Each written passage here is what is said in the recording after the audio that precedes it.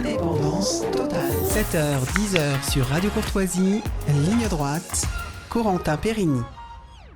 Alors, le président Recep Tayyip Erdogan qualifie Israël de crime de guerre. Il accuse l'Occident d'être le principal coupable des massacres de Gaza. Il a aussi fait la promotion du conflit de civilisation entre l'Occident et l'Orient. Je vous propose de l'écouter.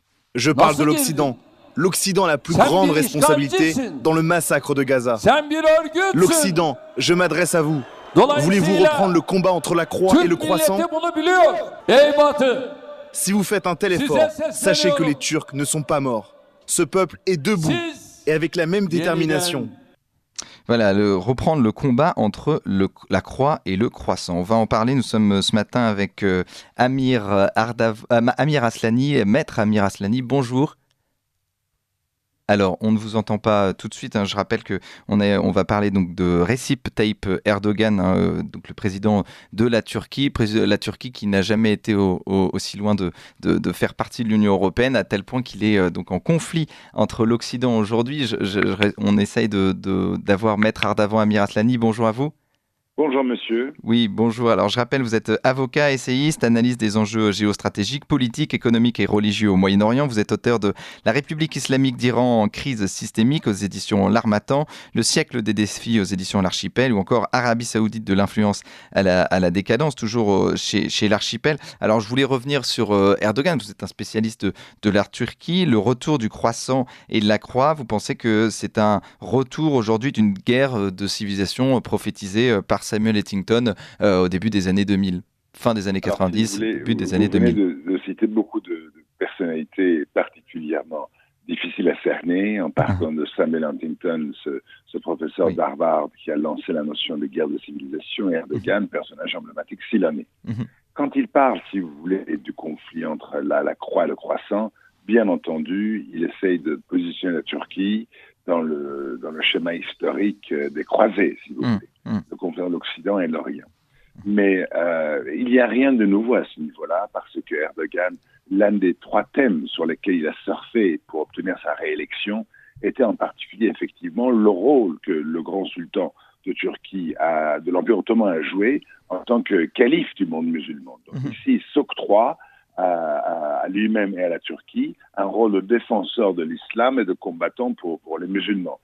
Rappelons-le que Erdogan, ces trois thèmes, l'islamisme à travers le rôle que l'Empire ottoman a joué en tant que chef de la communauté sunnite mondiale à travers la présence de ville sainte de l'islam à l'époque sur son territoire, le nationalisme à travers le pan-turquisme et bien entendu le néo-ottomanisme dont la Grèce et le Chypre font des frais tous les jours dans la Méditerranée orientale. Donc il n'y a rien de nouveau en particulier.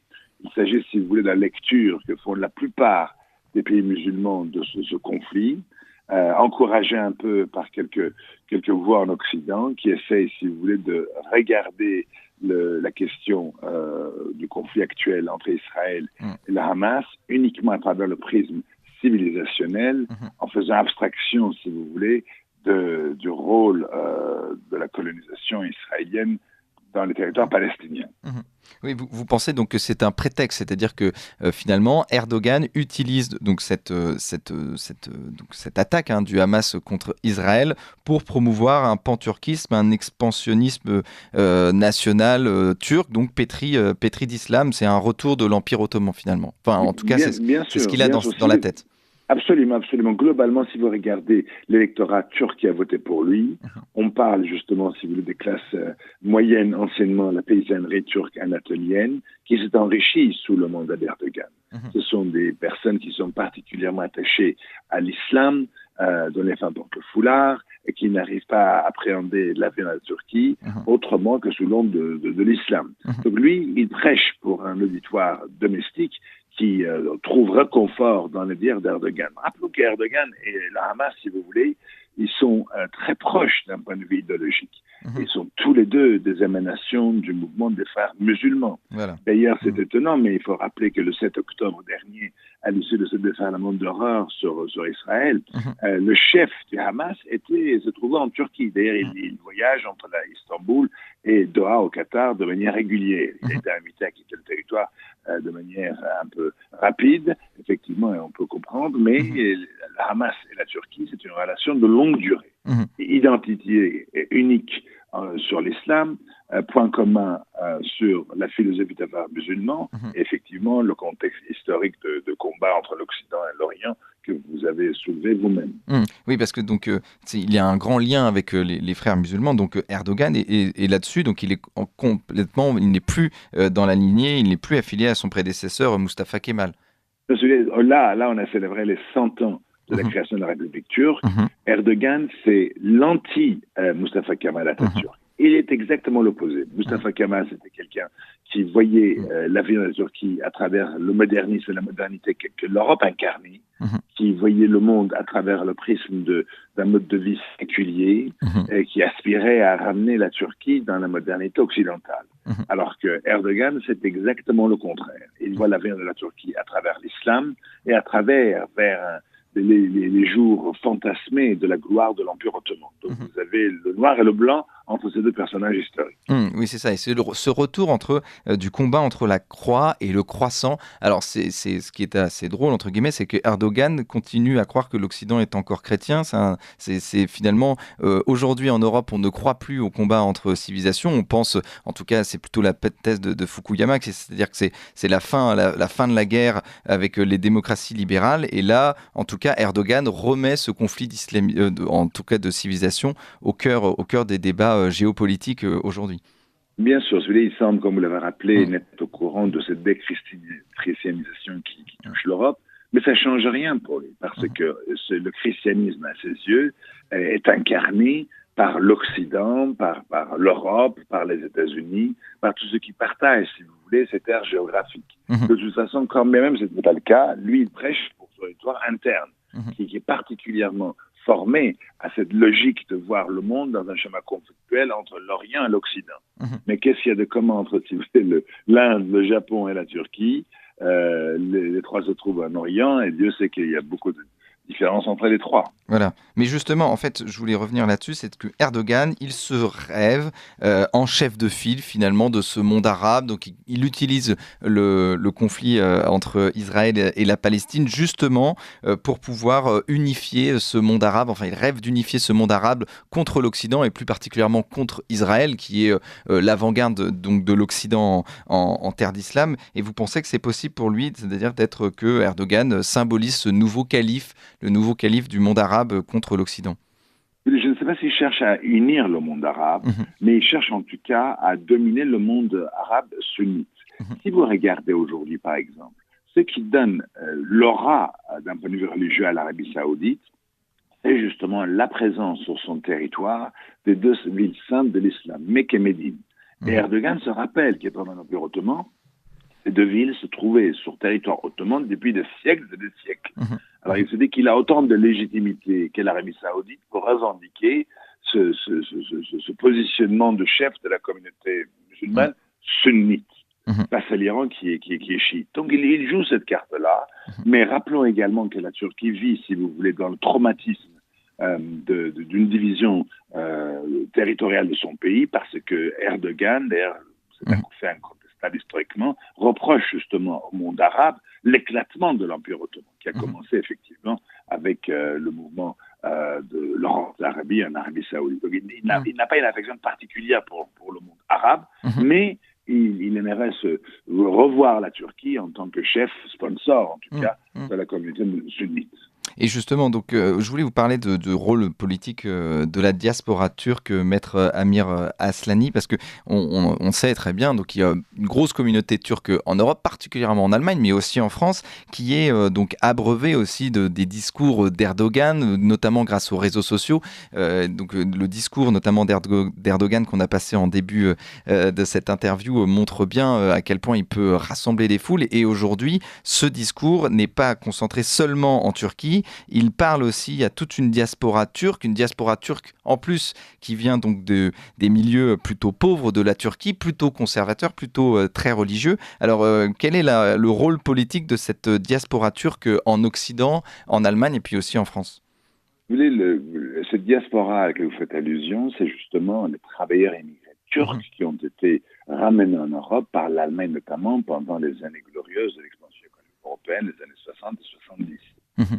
Et ils viennent tous d'ailleurs de la paysannerie anatolienne, ce qui constitue effectivement la base électorale quasi exclusive d'Erdogan.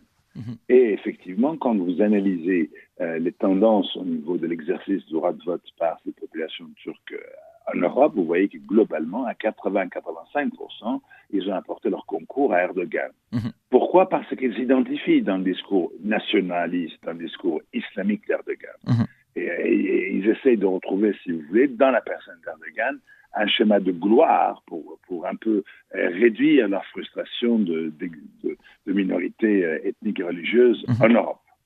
Et justement, donc c'est une minorité aujourd'hui, mais quel est l'impact de cette minorité sur l'Occident ? On rappelle qu'Emmanuel Macron, après donc, le conflit entre le Hamas et Israël, a amené à appeler à la paix, en tout cas sur le sol français, après la paix sur le sol français, alors que ce conflit était à des milliers de kilomètres d'une autre. Est-ce que notamment la diaspora musulmane, puis la diaspora particulièrement turque, aujourd'hui a un tel impact qu'on appelle donc à la paix sur le sol français ?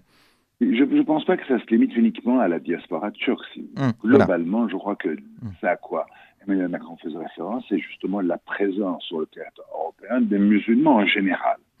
Des musulmans, si vous voulez, qui, marqués par un certain discours de certains mouvements politiques en France, ne cessent de se victimiser, ne cessent d'exprimer leur frustration par rapport à leur rôle de minoritaire, à leur rôle de personnes appartenant à cette religion musulmane qui est minoritaire en Europe et qui trouvent une source de gloire dans tous les discours nationalistes et religieux qui viennent de l'Orient.